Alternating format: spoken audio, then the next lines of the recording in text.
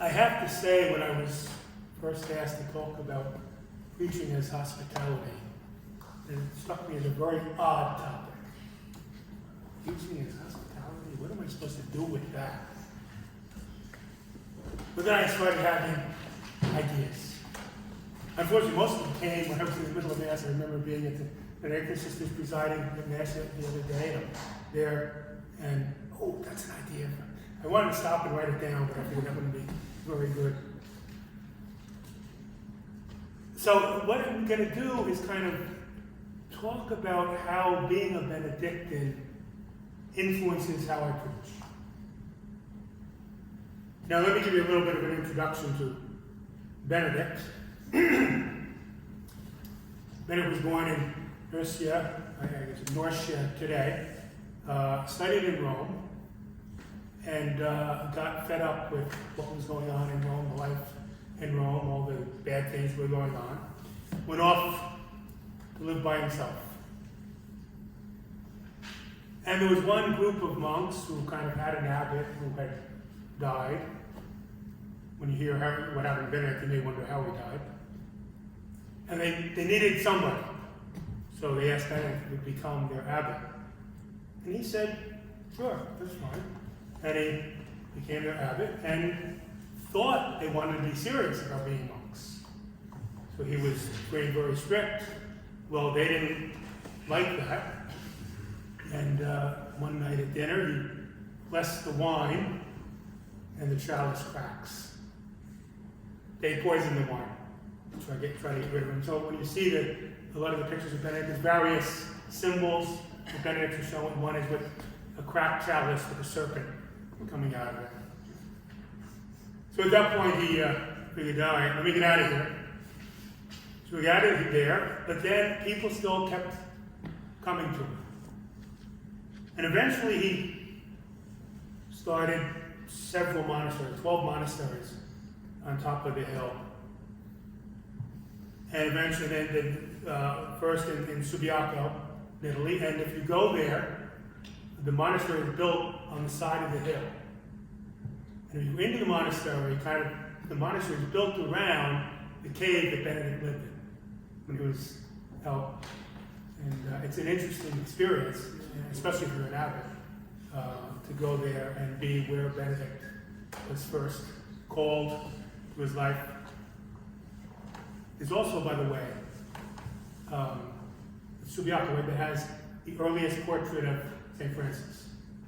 He would go and he visited there, and we know it was very early because there's no sign of him being a saint. So it's very early on. So after a while, we're not sure exactly when, Benedict kind of sat down, probably over a period of time, and wrote his rule for monks. This is how a monastery is supposed to be. But it's a very moderate rule. You know, it follows the rule of the master, which was a much more strict rule. Benedict kind of tempers it down a little bit. And is willing to change. Well, he does, it's a very, if you look at it, it's a very strict order to the Psalms. We want to get all the Psalms said in a week, even though he says, well, but in the old days, the monks would recite the whole Psalter in one day. Since we're too weak or too lazy to do that, we'll do it all in a week. He also says at one point that, monks in the old days, they didn't drink wine at all. But for us, a hemina of wine is sufficient. We're still trying to figure out what size that is. So Benedict very much was moderating the old rules. But he also says at one point, he talks about the clothing of the monk. He should have something for bedtime, something for the day. He should have a coat. But he said, but if the monastery is in another area of the world where they don't need that kind of clothing, let the abbot decide what kind of clothing. So that's what it's interesting. Already in Benedict's rule, he's looking at the possibility of other monasteries. around. So that's we're not really sure when he actually writes the rule. In the rule, when he talks about the novice coming in, and first of all he says, let him stay outside for a while, wait till he asks 3 times, don't let somebody in right away. Test them. And some of us, we've learned that. You have to kind of test the people that want to come in. Sometimes it's been disasters, and you test quite enough. But he says there's really the one question you really need to ask the one who wants to learn novice: does he truly seek God? That's the most important question to ask. And so it seems to me that a Benedictine preacher, a Benedictine homilist, has to come across as someone who truly seeks God. And that's going to influence the way we preach, or the way we hear the preaching. Now it's interesting, just as Thomas Aquinas as he was being thrown out by the Catholics, the Protestants were picking him up. So with the rule too, although he was never thrown out of church, but there are many commentaries, many Protestants who have adopted the rule. You can have Benedict for business, Benedict for international relations, Benedict for this, Benedict for that.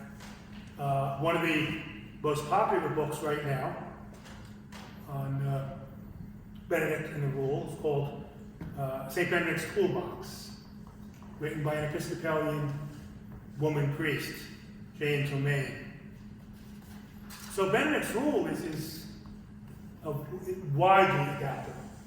It's been adapted by many people. Now, it's important to know that Benedict was not a priest, and his monks were not priests.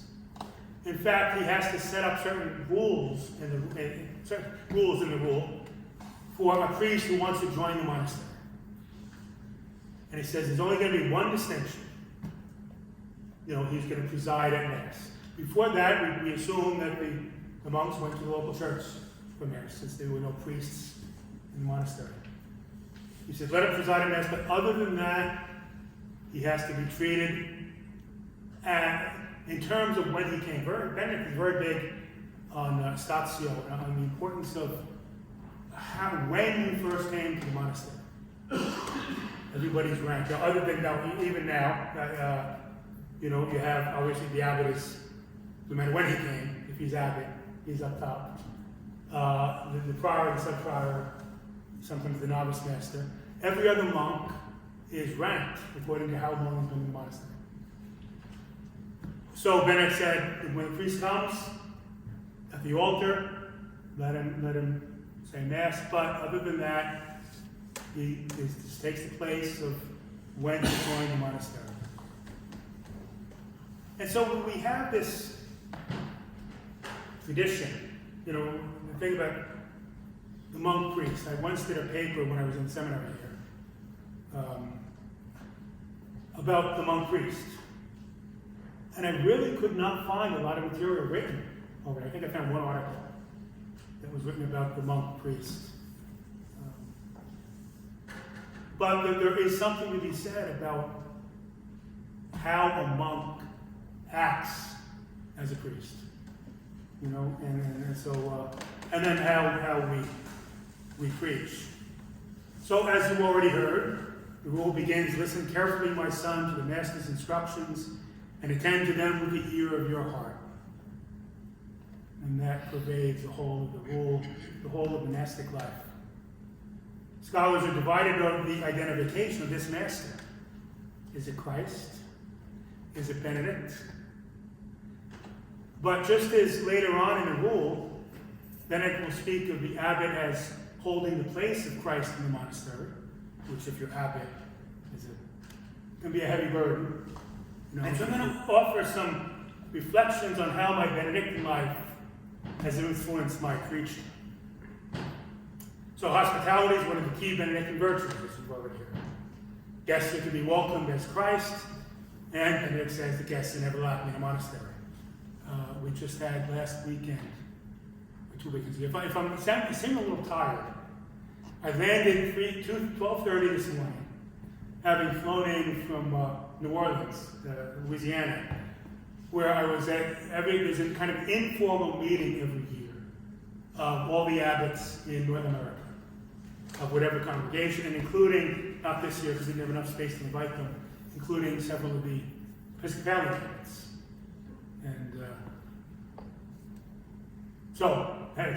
but we had the week before that. We have St. Benedict has a little bit. Our school, we run St. Benedict's Prep in Newark. The school year begins with the new freshmen, and now we meet since we have we're co-institutional, so we have young women also. The year begins with them coming and staying at the school for a week, sleeping on the gym floor, learning the songs, learning the rules, listening to alumni, talked about what it was like when they were in school, and we quickly discovered we can't do quite the same thing with the girls that we do with the guys. So we're learning a lot. I've been about 5 years now that we've had the girls there. But one of the midshipmen, and we get volunteers from the midshipmen, from the Naval Academy, come in. And because of the relationship we had, now our alumni who are from the West Point, they say, how come you all have West Point guys coming? You never offered them. You know? And of course now we'd have to find something else for them to do. Hospitality. So again, you heard the hospitality, gets to be welcome as Christ, not lacking in a monastery. So the prologue, Benedict says to the monk, first of all, every time you begin a good work, you must pray to him most earnestly to bring it to perfection.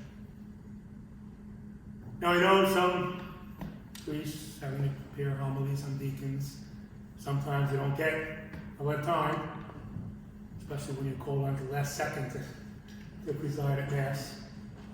But that's the first item. Prayer. Pray before you, in preparation for preaching. So the first element is prayer. It has to be clear to the people gathered in front of you that you are a person of prayer. That has to be obvious when you're preaching. That everything you say is grounded in prayer. And that includes an intimate relationship with the Scriptures. Benedict certainly wanted his monks to be educated in Scripture. He says at the beginning of Lent, each monk should receive a book from the library that he reads completely through. Now, this was at a time when many people didn't read. And it's unclear whether he meant a book of the Bible or another book, but certainly it was the idea of taking that time to read. And remember, you couldn't, at the time, you didn't have a Bible in your hand. You know, you had the codex at that point, so that, remember the first thing was a scroll. And then at one point they kind of started with individual pages kind of sewn together. But it was just, the epistles of Paul or the Gospels or something else. There was this monastic method of reading Scripture called Lectio Divina. It has its roots in Benedict, but was more clearly developed during the Middle Ages. And there were 4 steps, and obviously we didn't do all 4 steps today. Lectio, reading. Meditation, where you reflect on the reading. Oratio, where you kind of respond to the reading in prayer. And contemplatio, or resting in the reading. I know that prayer, just the prayer of the presence of God. You just simply, you're not thinking about it, you're just kind of almost, one of the images when I was thinking about this, when you're in a bathtub, you're just there, enjoying the soak. And that's kind of what you need to be soaking in the Scriptures.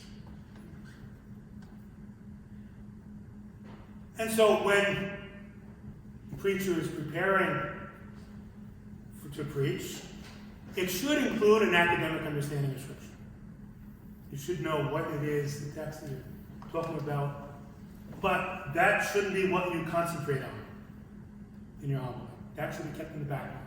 It should influence what you're talking about, but not be the key elements. It can't come across as a research paper. has to come across as a lived experience of the Scriptures. That you're passing on what you've imbibed from your life with Scriptures.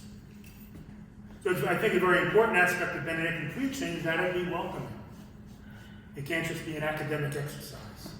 It has to be a sharing of what you have with the people in front of you. Just as you would share good food and drink with guests, where you're sharing in Scripture, in preaching, you're sharing something that's nourished you. You're sharing your food and your drink. But the food and drink you're sharing is the Scriptures. You're living, dwelling in the Scriptures. So that's one way of welcoming those who are listening to you into your life. And so I think the preacher, and I try to do it, maybe sometimes a little too much sometimes, get personal. It shouldn't be just this, okay, let me look in the encyclopedia and see what it says about this passage. Be personal. Be individual. Not heretical, but individual. Where you need to express yourself. Let people know that this you're speaking from your heart. Another form of welcoming is to recognize who's in front of you. When I preached to the African American congregation of Queen of Angels, I believe this name last comes from Queen of Angels. And the pews. And the pews. I thought they looked familiar. When I was preaching to the congregation of Queen of Angels, when I preached to the parish community at St. Joseph's in Maplewood, or preached to the parish community at the Abbey Parish Church, or when I'm preaching to the Benedictine sisters, I preach somewhat differently.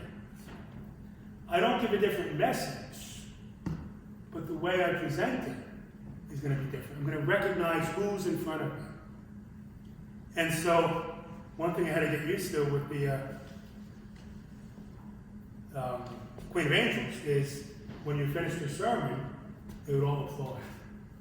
First few times, that kind of caught me off guard, but I got used to it. Then one day, I was giving a sermon. I don't remember what I said. Whether it was challenging, whether dead silence when I finished my answer. Did I insult them? But it was just more that it was the type of thing that it wasn't the type of thing where clapping would have been appropriate. Silent thinking was what was appropriate. So you really have to, you can't give a one-size-fits-all thing. Well, how long do you take to prepare a homily? I said, well, in one sense, you take your whole life. Everything you're reading, everything you're doing is possible material for your homily. Then I said, usually what I do is I look at the Scriptures about a week before, and just do it in the back of my mind for the week. And again, I think I got insights in the middle of Mass about what I was going to say today. Things pop into your head. And you then you don't have to take a whole long time to write your homily, because it's already there. You just kind of put it into words. And so you need to give the guests that are in front of you the ideas that you've pondered, you've meditated on, you've chewed on. It's another image from Lectio Divina that you're chewing on the Scriptures. So that's really what you need to do. Because you never know what's going to happen, who's going to hear something you say that changes them. I know one of the things that a lot of students will come back 20 years later. Oh, remember when you said to me such and such?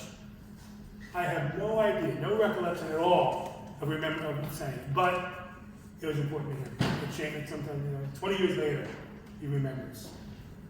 And so we need to have the Scriptures speak to us so that we can then, in a sense, speak the Scriptures to the people listening to us. And we've now digested the Scripture, and then there are some of these images in the tradition, but I won't go into too deeply with them. But then we can kind of, like the cow chewing the cud, right? Regurgitates the cud and puts it back, and that's the way we need to read Scriptures. That we're always kind of meditating. It's always there. And we bring it out for the sake of the people. And so, we need to be intimate with the scriptures ourselves, because before we can really let the people who are listening to us be intimate. We introduce them to the intimacy that you can have with the scripture. So, welcome those listening to you into your life. That means getting personal, be honest. Don't make up stories. You can know that if I say in a homily, such and such a thing happened to me, it did. I've never made up a story. But have you ever been listening to a preacher who kind of tells a story? I remember one guy I was rushing on my way someplace, and I was kind of speeding down the turnpike, and I get pulled over by a trooper, and I go, oh, thank God, it's my brother-in-law. Did that really happen? I don't know, but to this day, I keep wondering, and that kind of distracted me from listening to him. Did he just making something up, or did he really do that? So just tell us, but reveal yourself.